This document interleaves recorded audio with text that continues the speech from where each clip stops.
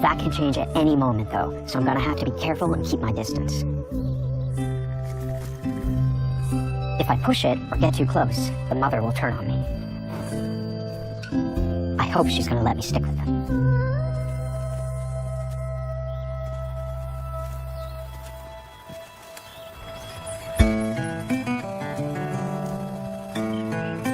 Moose populations are declining across North America at an alarming rate. One reason is that calves just aren't surviving their first year, so it's never been more important to learn what happens in that first year. The only way to know is to follow a calf every day for the next 12 months. No one has really done this before, so I feel really lucky to have this chance. And a little nervous too. They move so quietly through the woods. They blend in so well, even though the mother's like 1,000 pounds. The calf, it's just born, is already faster than me in the bush. I mean, it's amazing. The rest of the camera team is only here for a few more days. They'll come and go throughout the year, but my job is to stay here and to really get to know these moose.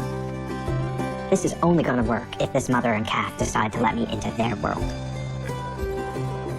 And their world is a wilderness that covers over 4,000 square miles. Jasper National Park, the largest park in the Canadian Rockies.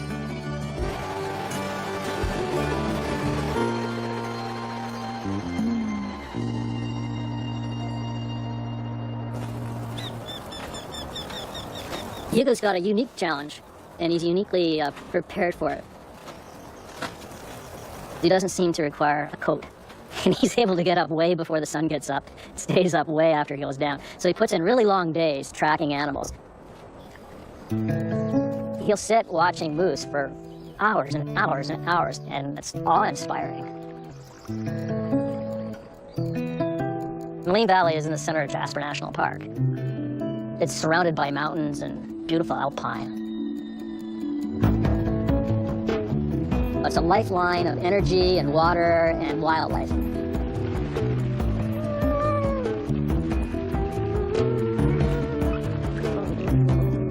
And the habitats for moose are focused predominantly along the bottom where the drainages are, and there's lakes and there's meadows and damper areas for willows and shrubbery to grow. The moose population fluctuates depending on the presence of predators. When we've done counts here, we've seen 19 moose at its high and around 10 at its lower population. To distinguish between the moose in the valley, it's easy because their bells on their neck are either longer or shorter, they have scars, or they're with different sized calves.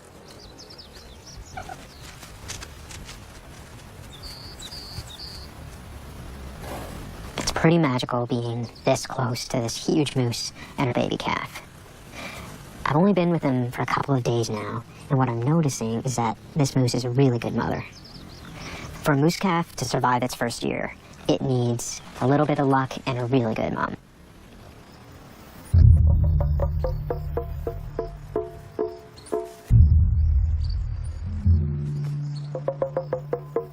More moose calves are killed by bears than by any other predator. So learning to recognize a bear is a really big lesson.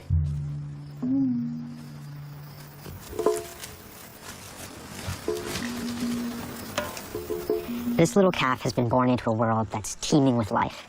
From emerald lakes, right up to the treetops. And everywhere I look, I see parents tending their young.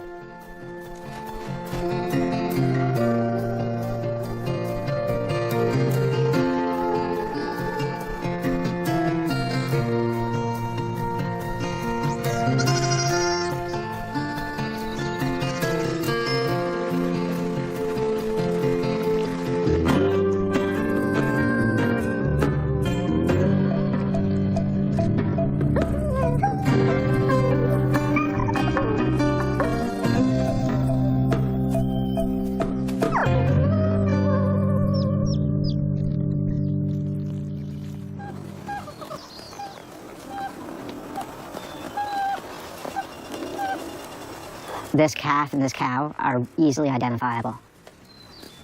The mother has a really distinct scar on her shoulder. I'm really curious to know what did it. This calf is timid and super cute, and she seems to be learning all the time. These young moose can put on 2 to 4 pounds a day, every day, right up until winter. She's around 2 weeks old now, and she's just starting to learn how to eat plants. I can really see how the mom shows her what to eat. The mom is passing a bacteria onto the calf through the saliva she left on those leaves. When the calf eats the leaves, she ingests the bacteria, which is going to grow in her gut and allow the calf to digest the plants.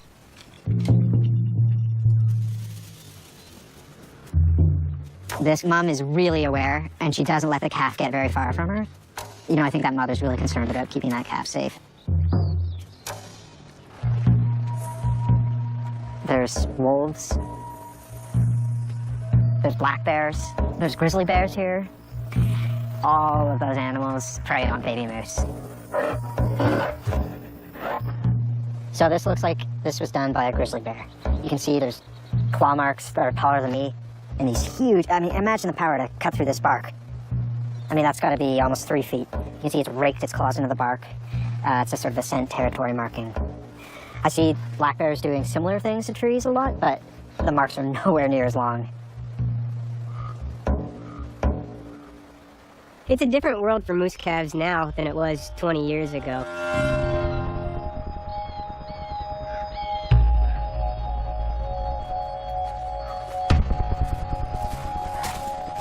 Our moose population declined by about 64% from 1990 to present, and we've seen that same trend for the entire Minnesota moose herd as well.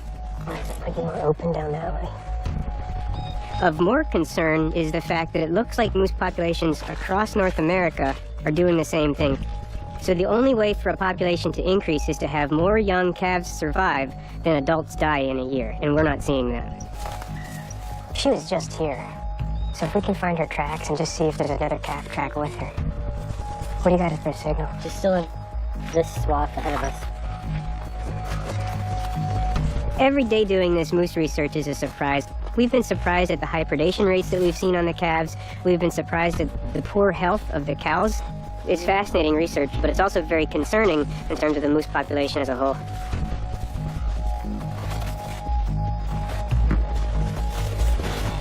The calves can get up and walk within 24 hours, and within 48 hours, we're almost too late to be able to catch them.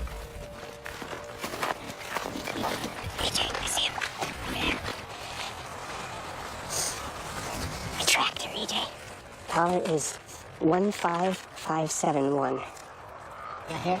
We got Red her. hair, sex, blood. Just a wait. Wait, and then we're out of here.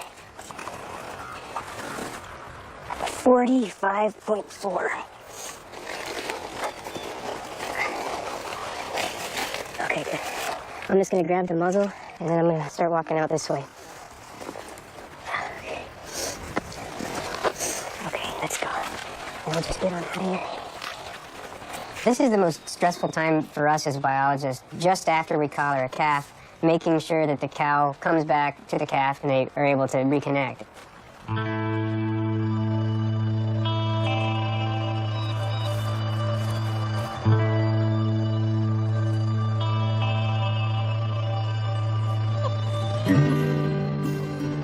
We've done this enough times that for all of our captures, the cows have always come back, but every time you do this, there's a risk that you scare the cow too much to come back, and they end up ultimately abandoning the calf. It's pretty tough to be a moose calf, and the chances of survival of an individual moose calf are quite low. Calves are dying at alarmingly high levels, and I think that's why we're seeing such a strong population decline.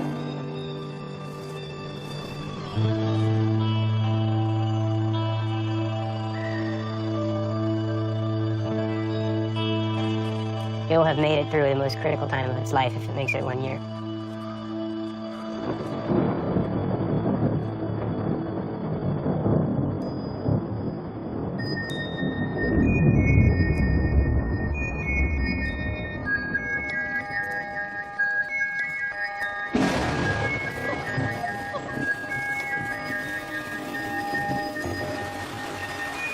You know, part of the challenge of being out here every day is dealing with the different weather, and I am really cold right now, but I gotta keep going. I gotta keep the gear dry and stay with them, because, you know, they're out here every day and they don't mind this cold weather. Lately, they seem a lot more relaxed with me being here, and I think they are slowly getting used to me, which is great.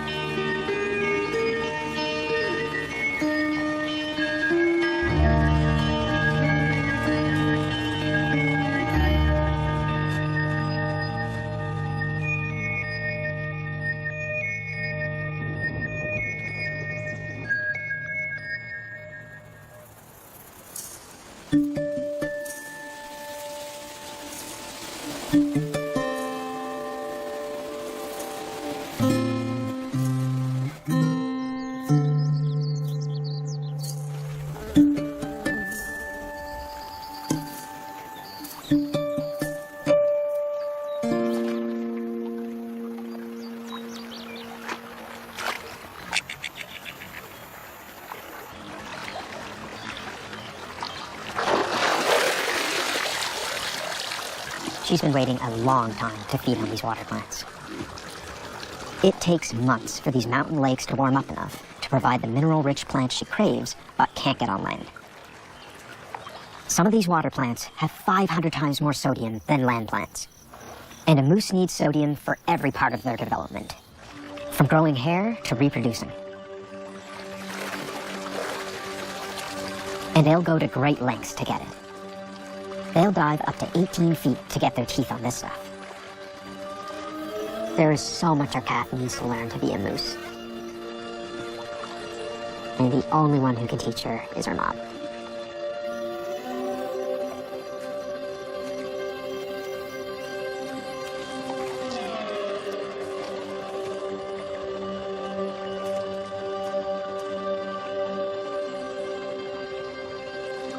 This is a tricky lesson.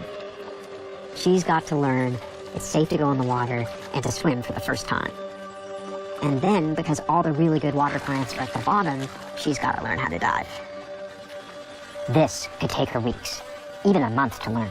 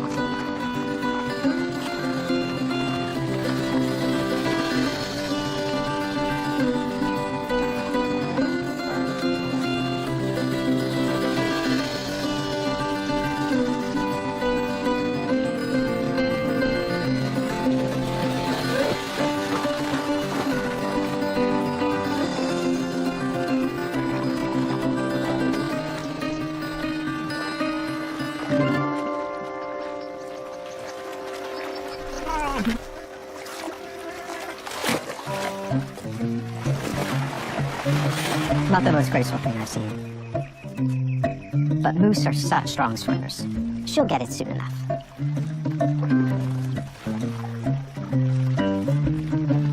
These guys really need to feast on this sodium-rich pondweed while they can. Moose can store minerals in their bodies so efficiently that they only need to load up on essential elements like sodium once or twice a year. These aquatic plants will die out in about a month. Not all the lakes here produce them, so this one is a magnet for all the moose in the area.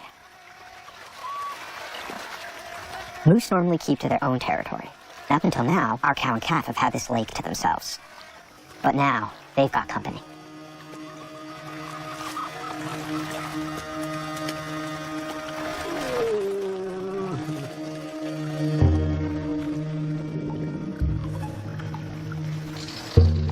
Oh man, their ears are back. That means our mother moose and this new cow want nothing to do with each other. Oh my gosh, is that another calf? It looks so tiny compared to our calf.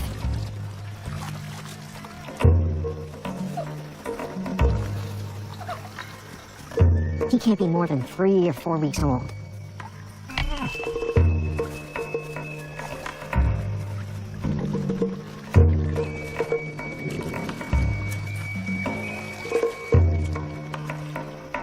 This little guy is gonna have to do a lot of growing up before winter comes.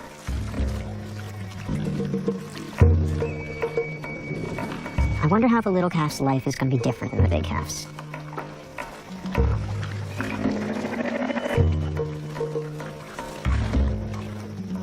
It's late August, and this is only the second calf I've seen in the entire park. This is so cool.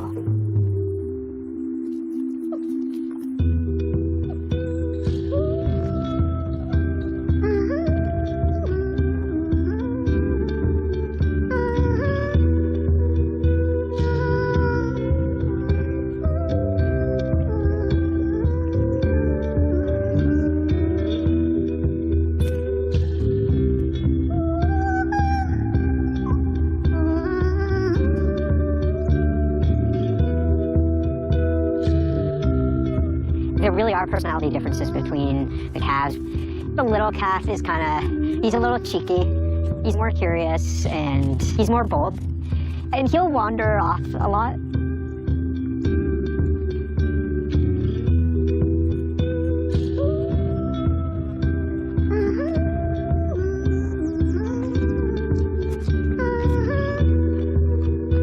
I really want to try to follow this little calf and our original big calf. I love the chestnut color on the mom. She's gorgeous.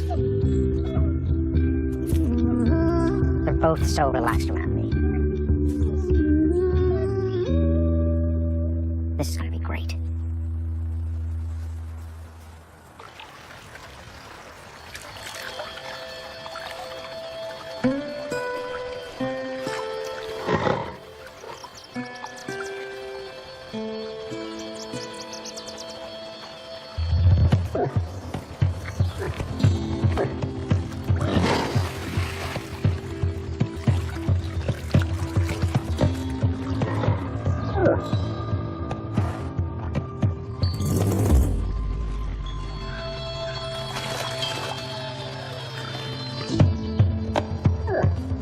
Now that it's fall, I have to be really careful.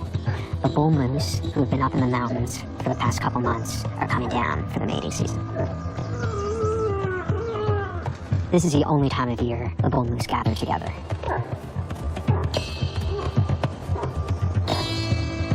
They are spending a lot of time sizing each other up. I don't blame them. These guys can weigh 1,200 pounds and reach over 7 feet at the shoulder. They are very powerful animals, and at this time of year, they're unpredictable.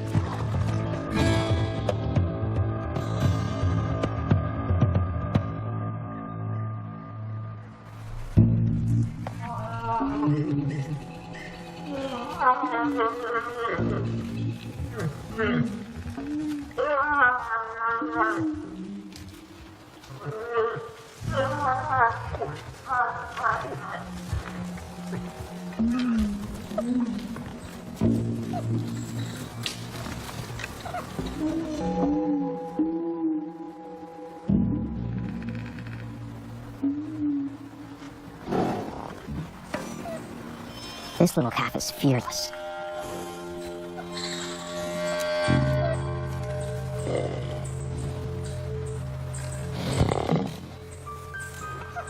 This is risky. That bull could kill him. If he tried to mount the little calf, he'd break his back. And one angry swipe with those antlers would do serious damage.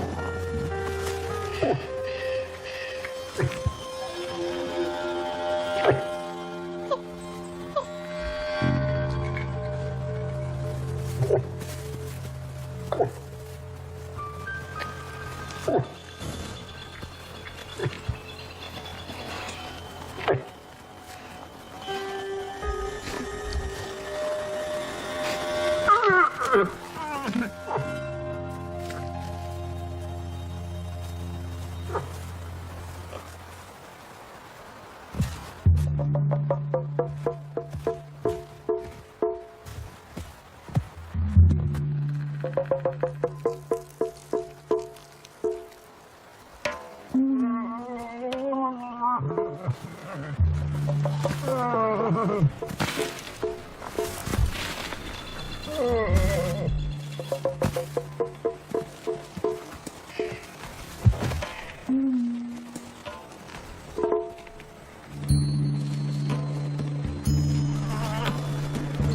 the end, it's the cow who decides who her mate will be.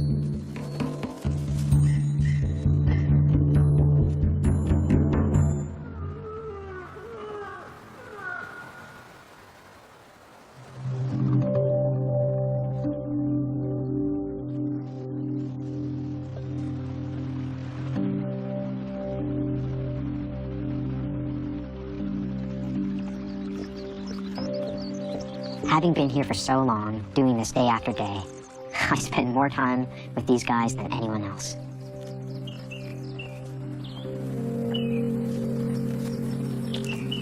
It's gonna be tougher to keep up with them when winter comes, though. I hear snow can get as deep as 5 feet here. I'll have to deal with extra clothes, snowshoes, and then there's all the food I'm gonna have to carry.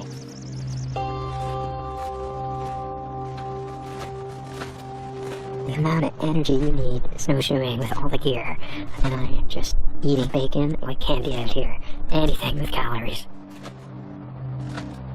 And the moose have it worse. Now that winter's hit, there's very little for them to eat.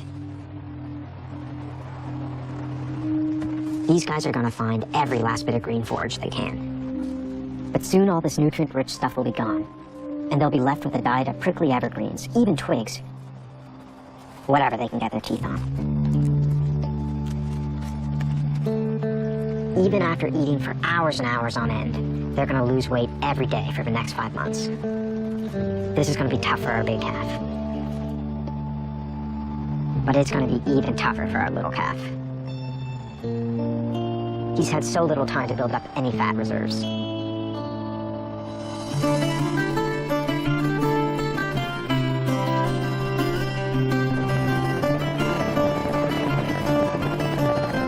Moose are under a firing line of things that are affecting their population. And I think ultimately all of these different things that are impacting the moose population are driven by climate change.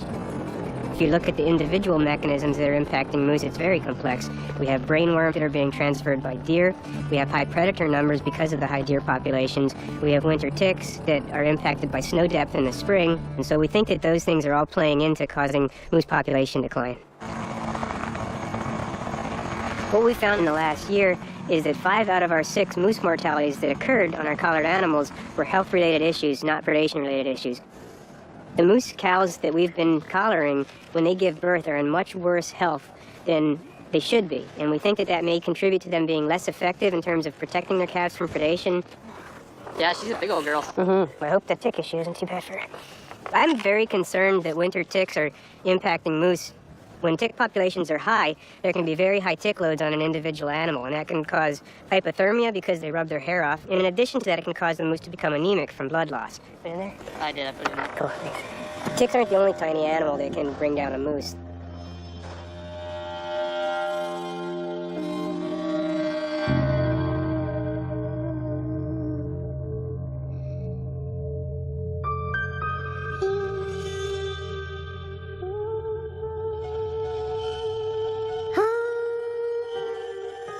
There are a lot of different things that could be affecting this animal, but the leading thing that I would think of is probably brainworm.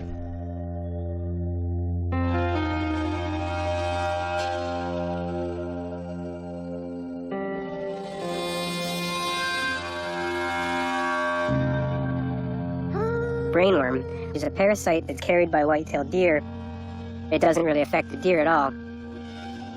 But when it's in a moose, it looks for the same geography that it finds in the deer.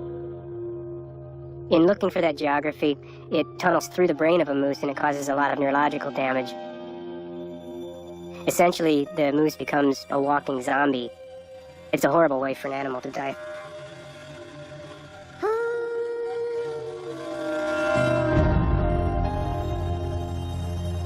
Given the fact that populations are declining across the entire continent, I think this is a very important time for studying moose. The moose population in Minnesota, if it continues at this current trajectory, will be gone in 50 years.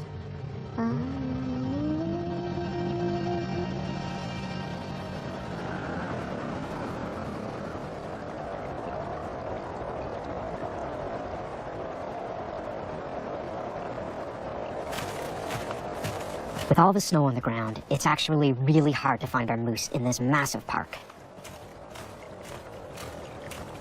Each mother and calf roam a territory of about 2 square miles. At their closest, they're about 6 miles apart, so I have a lot of ground to cover to keep track of them. You would think following their tracks in the snow would be really easy. But it is really hard. You find a fresh track, and you just start following it. You would not believe how often they crisscross each other. So when you think you're getting close, you actually find out that you're still hours behind the moose.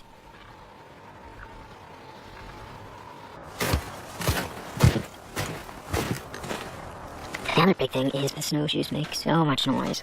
And with all your gear, I have 50, 60 pounds of stuff with me. A big tripod over my shoulder. I mean, they hear me coming from a mile away. The funny thing is, if you're walking through the bush, following their tracks, and you can actually make eye contact with them, I find if I talk to them gently and sort of let them know it's me, it's not a wolf, they immediately relax.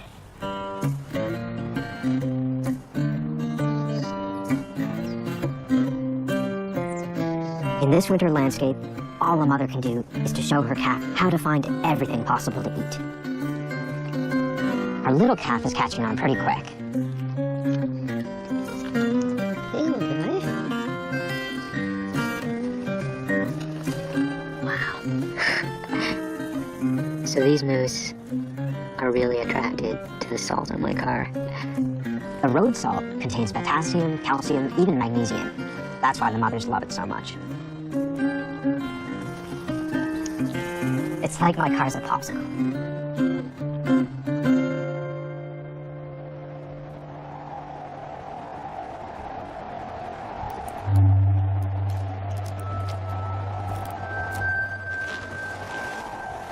The snow is so deep, despite their long legs. The snow is still draining their energy, so it really seems like every step they take in this snow is calculated to expand the least bit of energy that they can.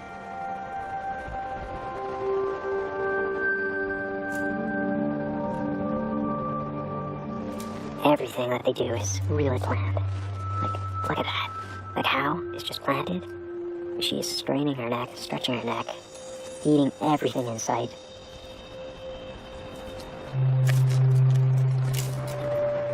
And then, when she's cleaned up everything that she can reach, takes a step. Another step. And there we go again.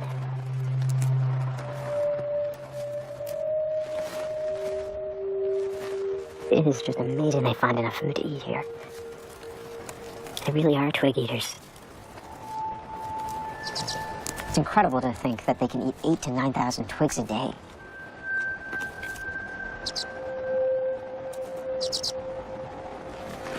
For our little calf, who was born so late in the season, this is going to be a real struggle. He is such a fighter, though. No matter how tough it is for him, he just never gives up.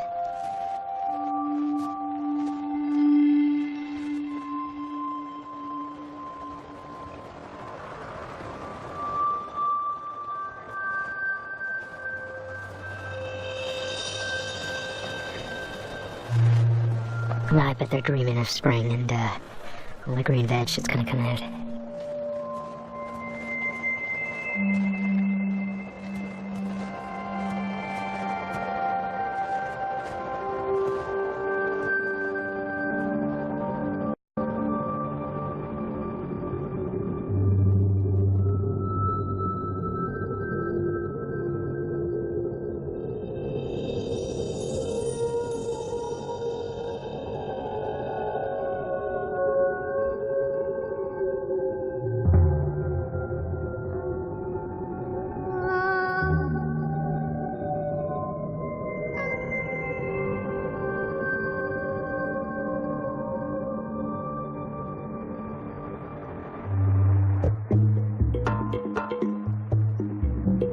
I haven't seen our little calf and his mom for 2 days now. I decided to leave them alone because they were so high up the mountain. I don't know what's driving them up, but I've stayed away in case it was me. I can't go too long without checking on them, though. So today is going to be a climbing day.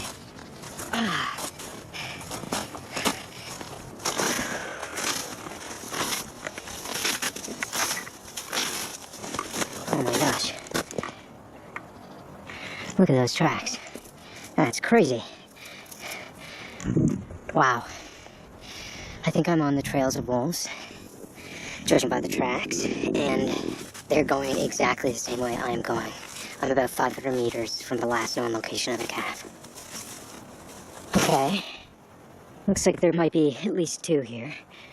I'm kind of nervous. Just because our little calf in the snow, I mean... I don't know, I think a wolf would, or a pack of wolves would have no problem. I mean, the mom protected it, that would be its only hope. But wow, there's a lot of wolf tracks. I'm hearing ravens over there. It could mean it's a kill. We are really close to where our cow and calf were. Now that being said, they were still 500 meters away last time I saw them, which isn't that far, except it was vertical, almost vertical up the hill. Man, I just gotta wonder if this is our calf. Okay, I'm gonna keep searching.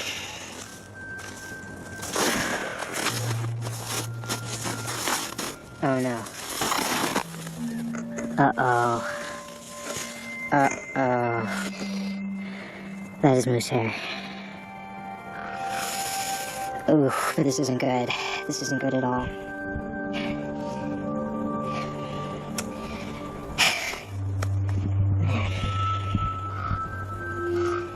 Well, I think the only thing to do is to keep following these wolf tracks and see what happens.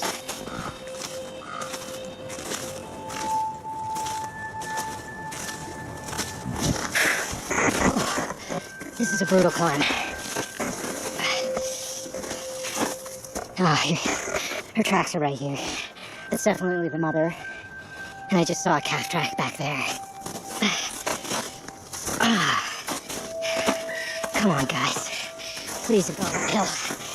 Oh, man.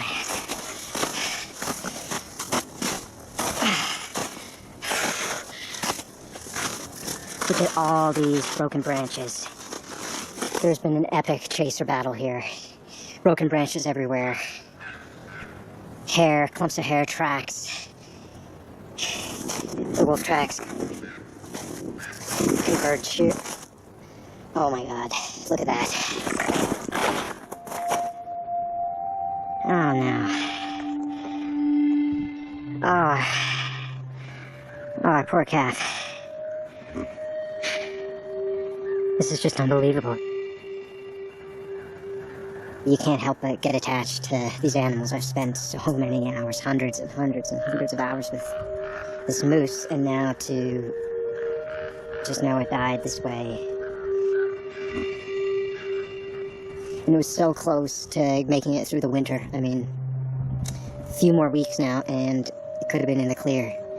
And I just hope our cow is doing okay. It looks like she ran off that way.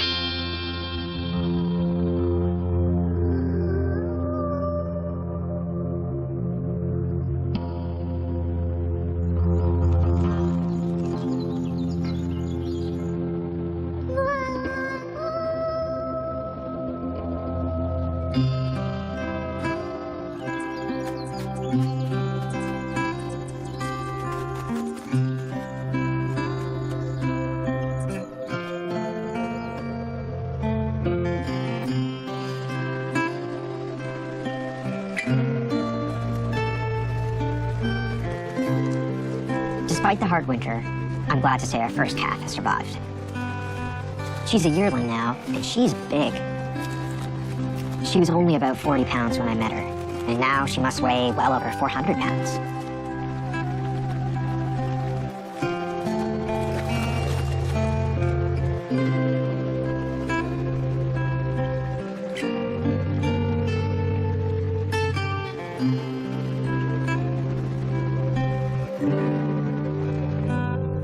Considering that only around 30% of moose calves survive their first year, it's a real triumph for our big calf that she's made it to spring. She's past the tough stuff now. Food is no longer scarce, and she's had the protection and guidance of her mother for a whole year. But things are about to change.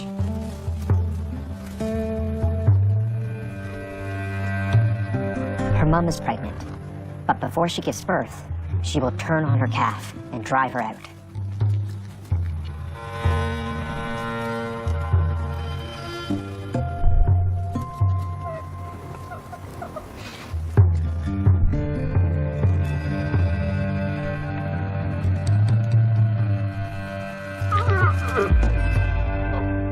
She'll chase off her yearling in order to ensure the best possible chance for her newborn. She'll keep shunning and shunning her until the message is clear. You are not welcome here anymore.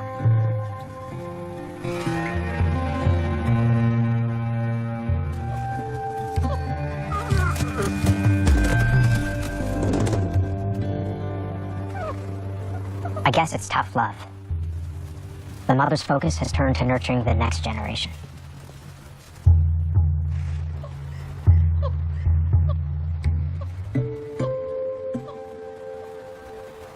Now our yearling has to head out into the world and make it on her own.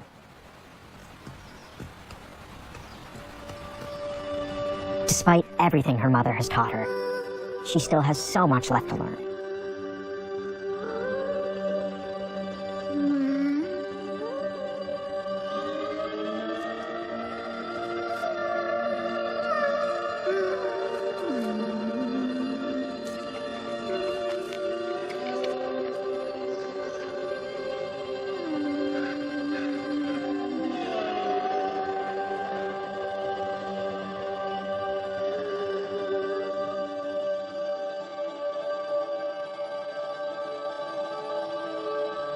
I heard that a chestnut-colored moose was seen on a small island 5 miles out in Lee Lake. It's got to be our little calf's mom. I've never seen another moose that color in the park.